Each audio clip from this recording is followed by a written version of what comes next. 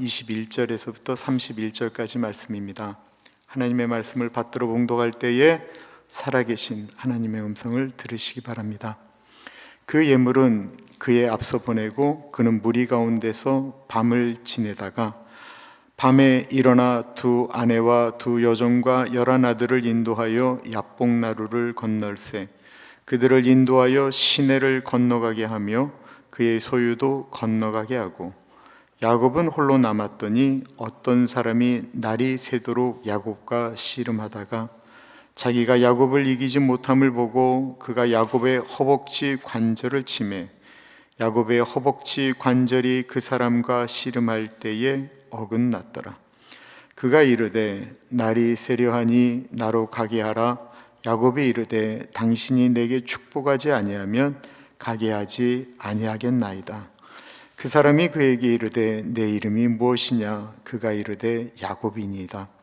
그가 이르되 내 이름을 다시는 야곱이라 부를 것이 아니요 이스라엘이라 부를 것이니 이는 내가 하나님과 및 사람들과 겨루어 이겼음이니라. 야곱이 청하여 이르되 당신의 이름을 알려주소서. 그 사람이 이르되 어찌하여 내 이름을 묻느냐 하고 거기서 야곱에게 축복한지라. 그러므로 야곱이 그곳 이름을 브니엘이라 하였으니 그가 이르기를 내가 하나님과 대면하여 보았으나 내 생명이 보존되었다 함이니라. 그가 브니엘을 지날 때에 해가 돋았고 그의 허벅 다리로 말미암아 절었더라. 아멘. 문두진 목사님 나오셔서 말씀 전해 주시겠습니다.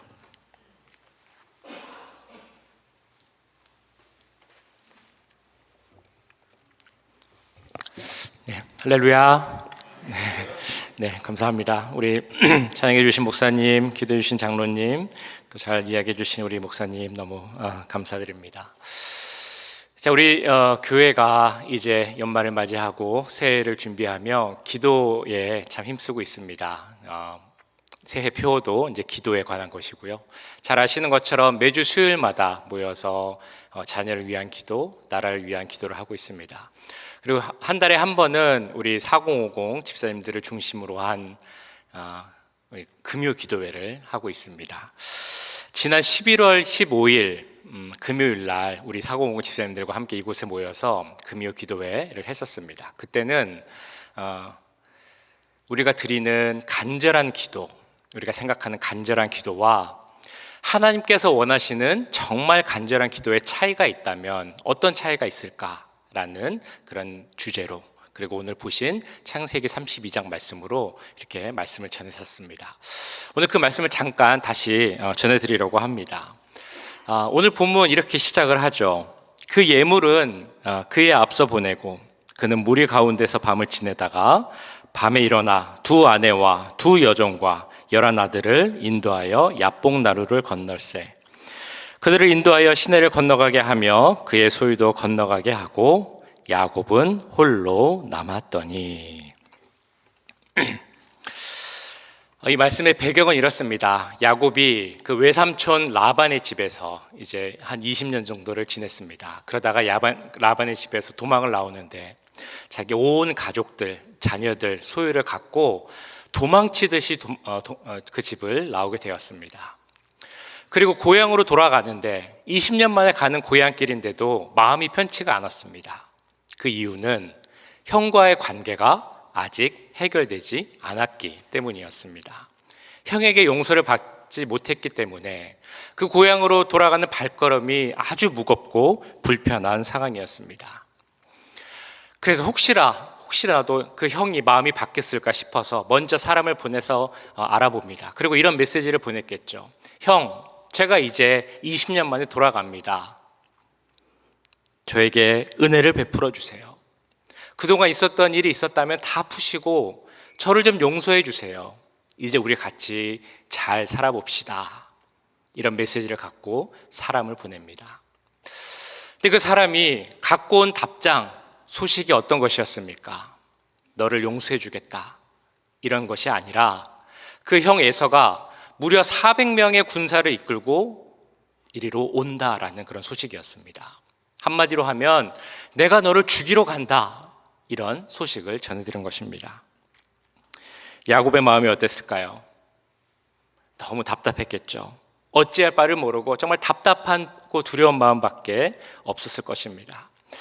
그가 할 수 있는 모든 방법을 다 합니다. 하나님께도 기도하고 또 인간적인 방법도 사용합니다. 그가 생각했던 방법은 큰 선물 보따리를 만드는 것이었습니다. 그것도 3개를 만들어서 3번을 연달아서 차례들고로 보냅니다. 그러면 그 형 에서가 그 선물을 받고 또 받고 또 받고 이러면서 조금이라도 마음이 풀리지 않을까라고 생각한 것이 바로 야곱의 생각이었습니다. 자, 이렇게 힘들고 어려운 상황에서 맞이한 것이 바로 오늘 본문의 그 시작의 말씀입니다. 야복 강가에서 밤을 맞이하게 되는 것입니다. 그리고 그 밤에 그 야복강을 그 가족들은 건너게 합니다. 자기 아내, 여종들, 자녀들, 그리고 자기가 갖고 있던 모든 소유들을 다 야복강을 건너게 하고 야곱 자신은 혼자 건너지 않고 그 야복나루 건너편에 남아 있었습니다. 예전에는 이런 야곱의 모습을 보고 이렇게 해석을 하고 말씀을 드렸습니다. 이 야곱이 어려운 상황이 되니까 이제는 하나님께 좀 나아가고자 하는구나. 그 밤에 혼자 남아서 하나님께 나아가서 기도하고 도움을 구하는 것이 야곱의 모습이구나. 이렇게 말씀을 드렸습니다. 그런데 그 해석이 요즘은 조금 다르게 더 다양하게 하는데 이렇게도 해석을 합니다. 야곱이 사실은 그 삶을 보면 어떻게든 자신의 힘으로 살아남기 위해서 이런 방법 저런 방법 다 쓰며 살았던 야곱이었기 때문에 아직 그런 모습이 남아있다는 겁니다. 혹시 그 형 에서가 자기를 잡으러 오면, 갑자기 자기를 죽이러 오면 가장 먼저 도망가기 위해서 맨 뒤에 남아 있었다라는 그런 해석입니다. 자기 사랑하는 가족들, 아내, 자녀 다 앞에 내보내놓고 자기 혼자 뒤에 숨어 있는 겁니다. 혹시라도 예서가 온다라는 소식이 들리면 자기가 제일 먼저 도망가려고 맨 뒤에 있는 것이 아니었을까. 야곱의 그 비겁한 모습이 아직 남아 있었다라는 그런 해석도 요즘에는 많이 있습니다. 이런 야곱의 모습을 어떻게 보는 것이 더 맞다고 생각하십니까? 야곱이 홀로 기도하기 위해서 그 밤에 나갔을까요? 아니면 혹시라도 어려운 상황이 되면 먼저 도망가려고 맨 뒤에 숨어 있었을까요? 근데 여기서 중요한 것은 그렇게 홀로 있는 야곱에게 하나님께서 찾아오셨다는 것입니다. 어떤 사람으로 표현된 그 사람은 바로 하나님으로 보시면 됩니다.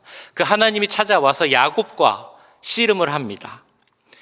이 하나님과 야곱이 씨름했다라는 것이 어떤 의미인가 몇 가지로 해석할 수 있겠지만 아마 여러분들 잘 아시는 것처럼 야곱이 하나님께 기도하였다. 기도로 보는 것이 가장 보편적이고 좋은 해석일 것입니다. 야곱은 하나님과 정말 처절하게 치열하게 씨름을 했습니다. 다시 말하면 정말 간절하게, 어떤 때보다도 정말 더욱 간절하게 기도했습니다. 왜 야곱이 이렇게 간절하게 기도했다라고 확신하며 말할 수 있는 이유가 있겠습니까? 그건 바로 야곱의 목숨이 걸려 있었기 때문입니다. 이 야곱의 기도는 다른 기도가 아닌 하나님, 제가 지금 죽을 지경입니다. 형 에서가 나를 언제 죽이러 올지 모릅니다. 하나님이 도와주셔야 저가 살 수 있습니다. 이런 생명이 걸린 기도였기 때문에 그 어떤 기도보다 제일 간절하게 했을 것이라는 확신으로 말씀드릴 수 있습니다.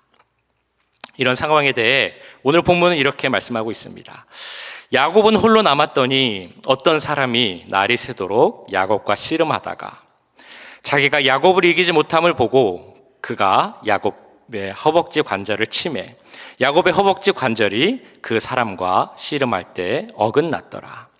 그가 이르되 날이 새려 하니 나로 가게 하라. 야곱이 이르되 당신이 내게 축복하지 아니하면 가게 하지 아니하겠나이다. 이 말씀에 나온 것처럼 하나님이 그 씨름을 이기지 못했다라고 표현할 정도로 야곱은 정말 처절하게 하나님을 붙잡고 기도했습니다. 하나님께 매달려 저 좀 살려주세요, 저 살게 해주세요 라고 하면서 구하고 또 구한 것이 바로 야곱의 간절하게 드리는 기도였습니다.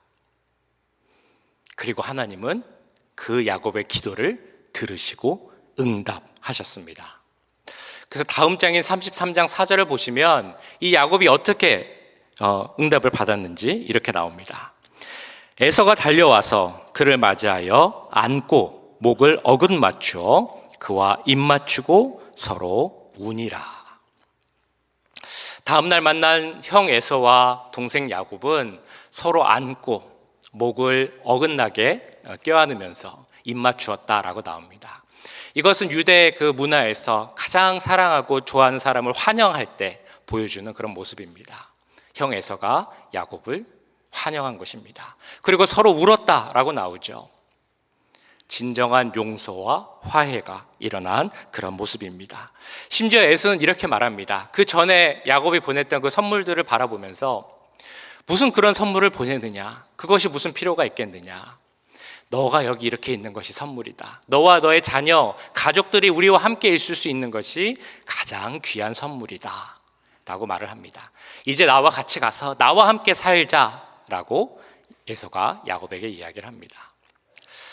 그때 야곱의 마음이 어땠을까요? 아마도 그 마음속을 누르고 있었던 큰 바위와 같은 그런 어떤 부담감, 마음속을 답답했던 그 모든 것들이 정말 한 번에 쫙 씻겨 내려가는 것 같은 그런 시원함을 느꼈을 것입니다. 그 야곱이 그 이야기를 듣고 얼마나 기뻤을까 우리는 충분히 상상해 볼 수 있습니다. 야곱이 그렇게 원했던 형 에서에게 용서받고 고향으로 돌아가 같이 살 수 있는 그 기도 응답을 하나님께서는 하신 것입니다. 우리에게 어떤 문제가 다가오면 가장 먼저 해야 하는 중요한 일은 무엇입니까? 그것은 바로 그 문제를 들고 하나님 앞에 나아가서 간절하게 기도하는 것입니다. 때로는 우리가 정말 간절하게 기도해도 우리가 원하는 그 기도 응답을 받지 못할 수도 있습니다. 그러나 분명한 사실은 우리가 우리의 문제를 갖고 하나님 앞에 나가서 간절하게 기도하면 하나님께서는 그 기도를 들으신다는 사실입니다. 그리고 하나님의 방법으로 분명하게 응답하실 줄 믿습니다. 자, 그런데 오늘 말씀을 보시면 이 야곱이 자기의 첫 번째 기도 제목, 형 에서에게 용서를 받게 해달라는 그 기도에 대해서 응답받은 것 외에 또 다른 결과가 두 가지가 나옵니다. 그것은 바로 우리가 기도할 때 많이 사용하는 표현이기도 하죠. 하나님의 얼굴을 보게 하여 주옵소서, 혹은 하나님을 대면하게 하여 주옵소서 라고 많이 기도를 하는데, 바로 이 장소에서 야곱이 하나님의 얼굴을 보는 그런 큰 경험을, 은혜를 경험하게 됩니다. 30절에 이렇게 나옵니다. 그러므로 야곱이 그곳 이름을 브니엘이라 하였으니 그가 이르기를 내가 하나님과 대면하여 보았으나 내 생명이 보존되었다 함이더라. 이 말씀을 보고 오늘 이 본문을 보면서 우리는 이렇게 질문을 하게 됩니다. 우리 모두는 기도하면서 하나님의 얼굴을 보길 원하는데 우리가 어떻게 해야, 어떻게 기도해야 하나님의 얼굴을 볼 수 있겠습니까? 오늘 야곱은 정말 간절하게 기도했습니다. 목숨을 구해달라는 기도였기 때문에 간절하게 기도했을 것입니다. 우리가 성경적 표현을 보면 간절하게 기도했다라는 표현을 할 때 창자가 끊어질 것처럼 기도했다라는 표현을 하기도 합니다. 야곱이 아마 창자가 끊어질 것 같이 그렇게 간절하게 기도를 했을 것입니다. 그러면 우리도 어떤 문제가 있을 때 이렇게 간절하게 정말 힘을 다해서 온몸에 진이 빠질 것처럼 간절하게 기도하면 그때 하나님은 그 얼굴을 우리에게 보여주실까요? 오늘 본문을 통해 그 대답을 한번 찾아보고자 합니다. 오늘 본문 말씀을 보시면 야곱이 기도 응답을 받고 그리고 하나님의 얼굴을 보게 된 그 사이에 두 가지 일이 더 일어납니다. 하나는 그 야곱의 이름이 바뀐 것입니다. 야곱의 이름이 야곱에서 이스라엘로 바뀌게 됩니다. 그가 이르되 내 이름을 다시는 야곱이라 부를 것이 아니요 이스라엘이라 부를 것이니 이는 내가 하나님과 및 사람들과 겨루어 이겼음이니라. 그 하나님의 사람의 이름이 바뀌는 경우는 어떤 경우입니까? 그 한 사람, 어떤 사람이 온전히 하나님의 사람으로 변화가 될 때 하나님께서는 그 이름을 바꿔주십니다. 아브라함이 아브라함으로 바뀌게 되고요, 사레가 사라로 바뀌게 됩니다. 오늘 야곱이 이스라엘로 이름이 바뀌게 됩니다. 그런데 이러한 이름의 변화에는 그 두 번째 또 다른 사건이 아주 밀접하게 연결이 됩니다. 그것은 뭐냐면 이 야곱이 허벅다리 관절을 사용하지 못하게 되었다라는 그런 사실입니다. 우리 25절을 다시 봅니다. 자기가 야곱을 이기지 못함을 보고 그가 야곱의 허벅지 관절을 치매 야곱의 허벅지 관절이 그 사람과 씨름할 때에 어긋났더라. 이 말씀을 보시면 끈질기게 매달리는 그 야곱을 뿌리치지 못해서 하나님께서 그 허벅지의 관절을 치셨다 혹은 취하셨다라고 나옵니다. 이 부분을 예전에는 환도뼈라고 말했습니다. 왜 환도뼈라고 했냐면 그 전쟁에 나가는 장수가 큰 칼을 이제 옆에 차잖아요. 허리춤에. 그 칼이 닿는 곳이 바로 그 뼈가 있는 곳이기 때문에 칼이 있는 곳이라는 의미에서 환도뼈라고 했습니다. 요즘 우리가 하는 말로는 고관절이라고도 하고 그냥 엉덩이뼈라고도 이제 보시면 됩니다. 그 부분이 어디냐면 엉덩이와 허벅지가 닿아서 연결되는 부분, 있는 부분, 바로 그 부분을 하나님께서 치고 취하신 것입니다. 그럼 우리는 이렇게 또 질문해 볼 수 있겠죠. 왜 하나님께서는 우리 사람의 신체가 부위가 이렇게 많은데 그 중에서도 다른 데가 아닌 그 허벅다리 관절, 그 환도뼈를 취하셨을까? 그리고 왜 이 일을 한 후에야 야곱의 이름을 야곱에서 이스라엘로 바꾸셨을까?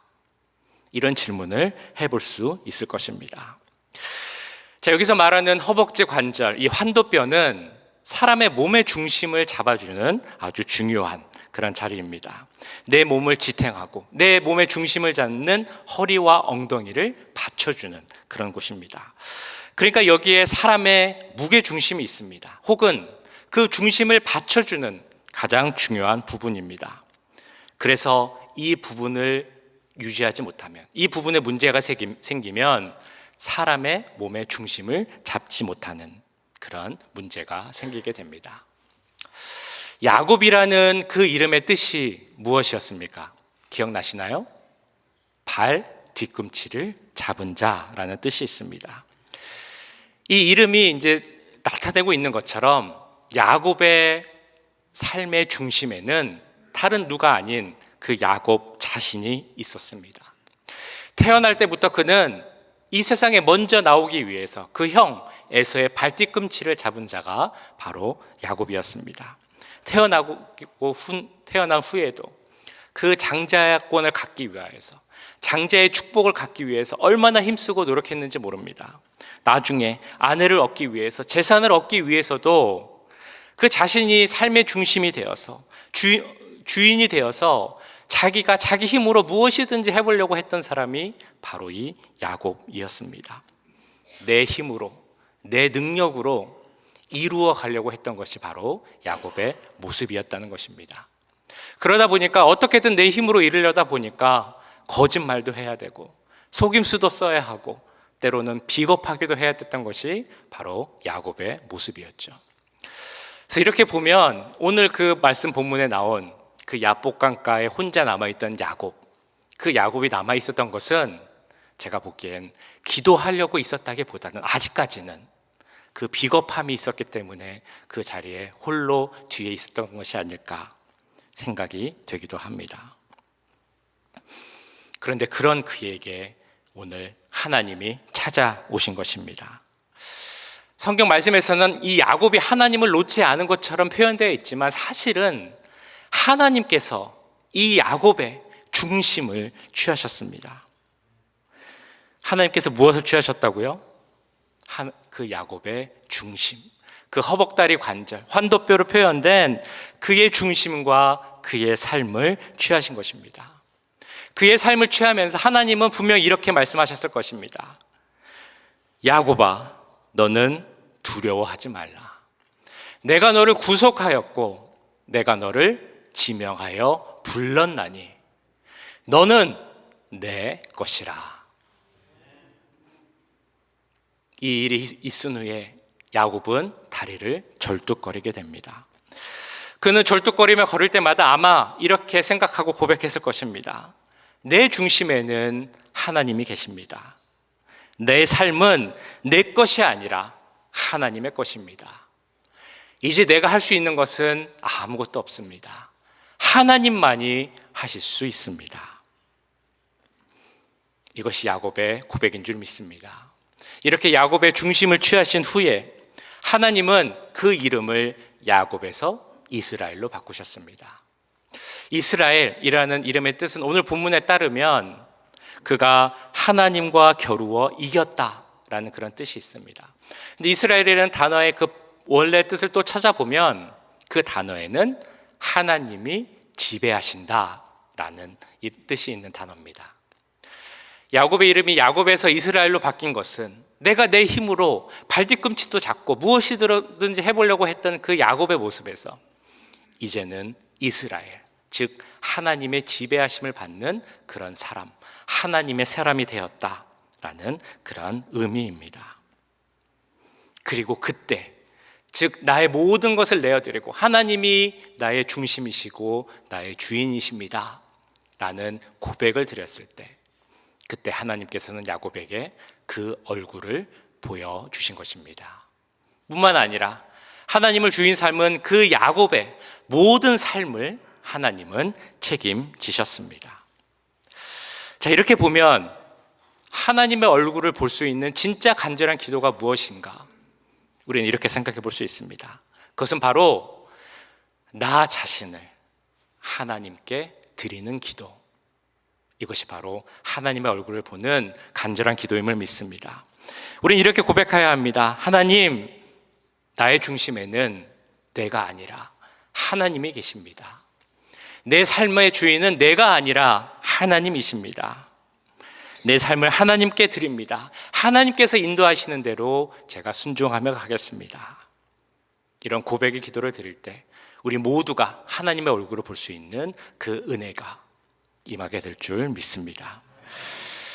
자, 제가 그날 기도회를 할 때 이런 설교를 드리면서 그곳에 계신 집사님들에게 이런 질문을 드렸습니다. 제가 드린 이 기도 그대로 하실 수 있겠습니까? 우리는 사실 이런 기도는 많이 합니다. 내가 주인 삼은 모든 것 내려놓고 하나님 바라보겠습니다. 하나님 따르겠습니다 라는 그런 기도 사실 많이 합니다. 여기 계신 분들도 아마 많이 하셨을 것입니다. 근데 정말 내가 스스로 마음에 손을 얹고 한번 이렇게 생각해 보면서 기도할 수 있겠습니까? 라고 물었습니다.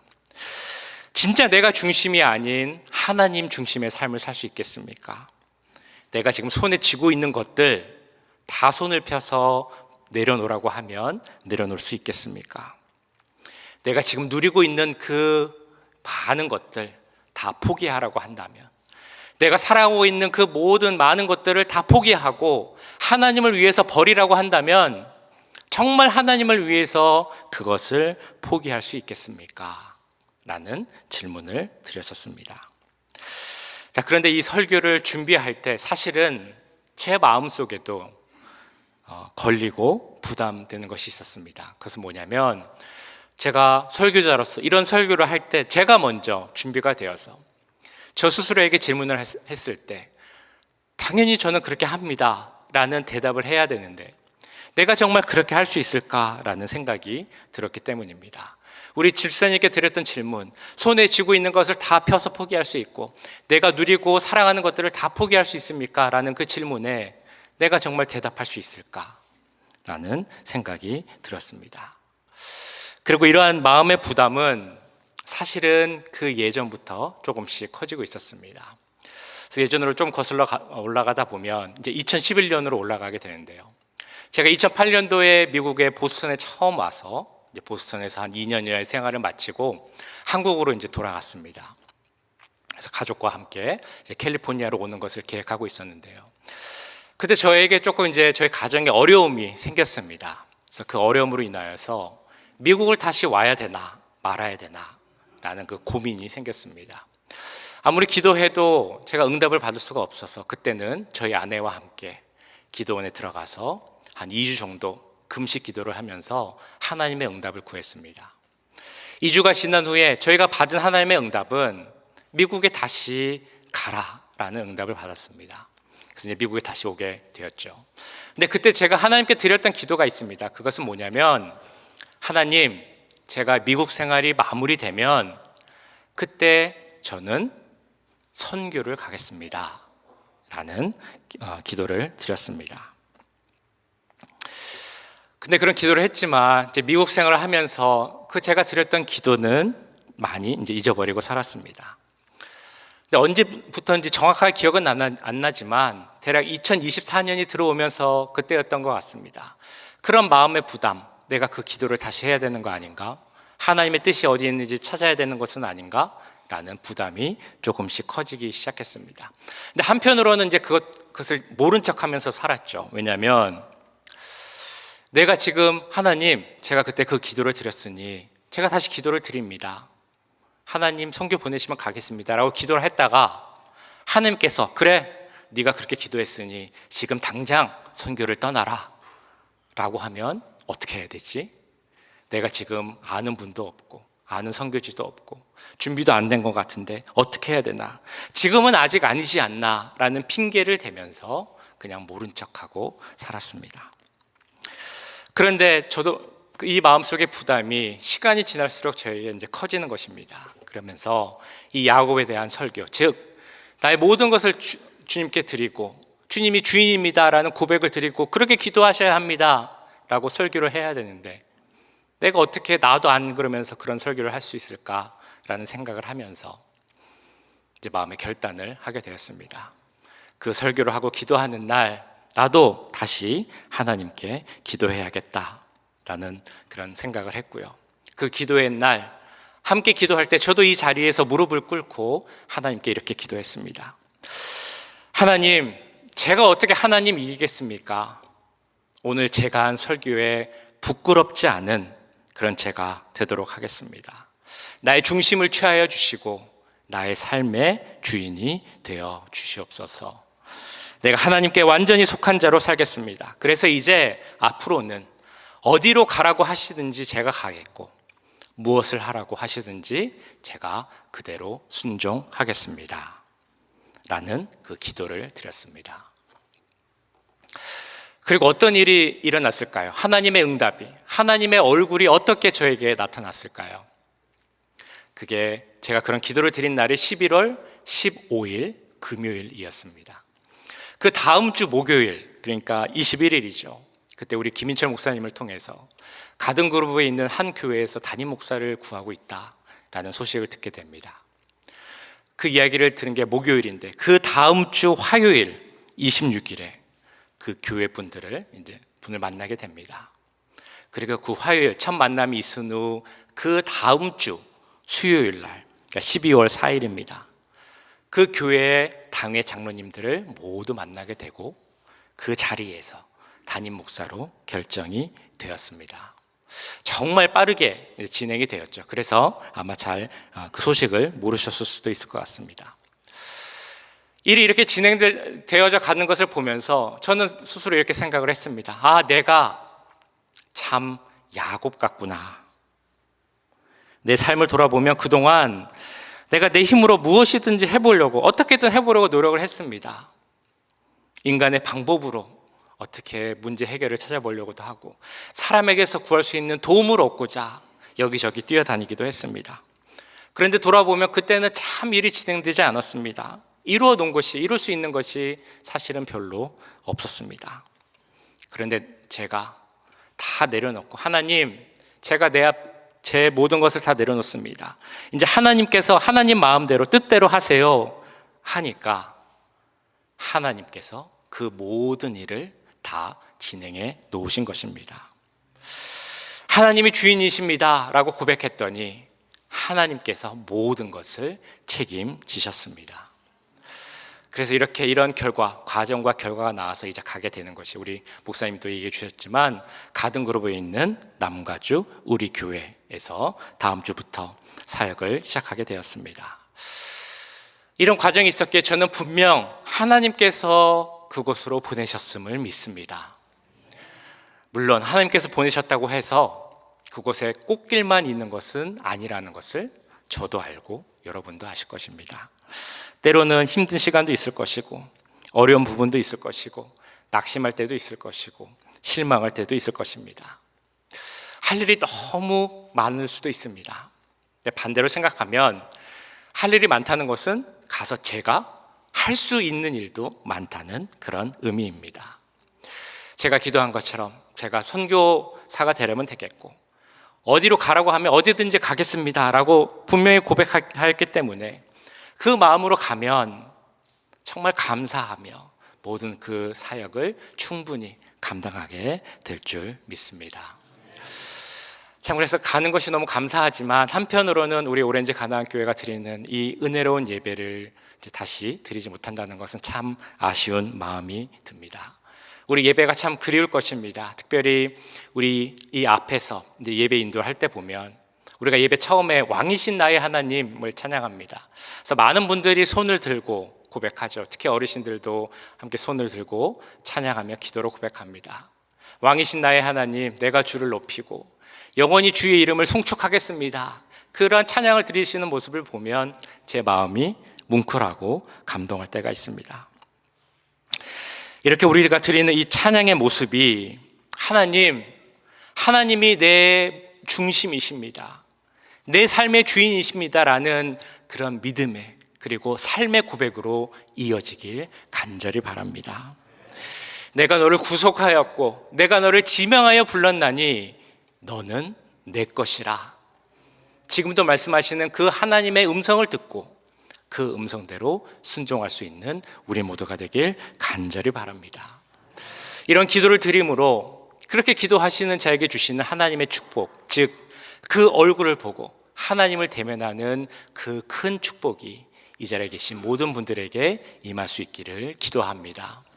그래서 너는 내 것이니 내가 너의 삶의 주인인 것을 인정하면 내가 너를 책임지겠다 라고 말씀하시고 그대로 이루시는 그 하나님의 역사가 이곳에 계신 모든 분들의 그 삶 가운데 가득 넘치기를 간절히 소원합니다.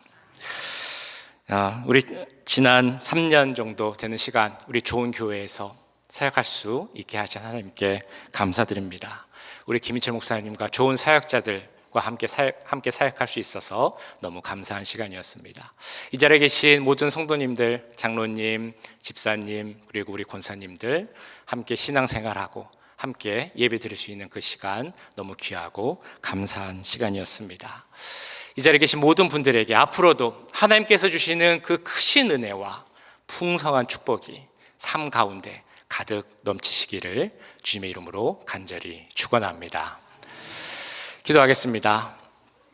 사랑의 주님, 이 자리에 계신 모든 분들 하나님께서 구속하셨고 그 예수 그리스도께서 말씀한 예수 그리스도를 통하여서 너는 내 것이라, 내가 너를 지명하고 불렀나니 너는 내 것이라 라고 말씀하신 것임을 믿습니다. 그 하나님의 부르심을 듣고 순종하는 우리가 되게 하시고 그 말씀대로 주님만이 나의 삶의 주인이십니다. 주님만이 나의 왕이십니다 라고 고백하는 우리 모두가 될 수 있도록 주님 함께하여 주시옵소서. 그렇게 고백하는 우리들에게 하나님의 얼굴을 대면하는 그 은혜를 허락하여 주시고 또 하나님께서 우리의 모든 삶을 책임지신다는 그 축복이 삶 가운데 넘칠 수 있도록 주님 역사하여 주시옵소서.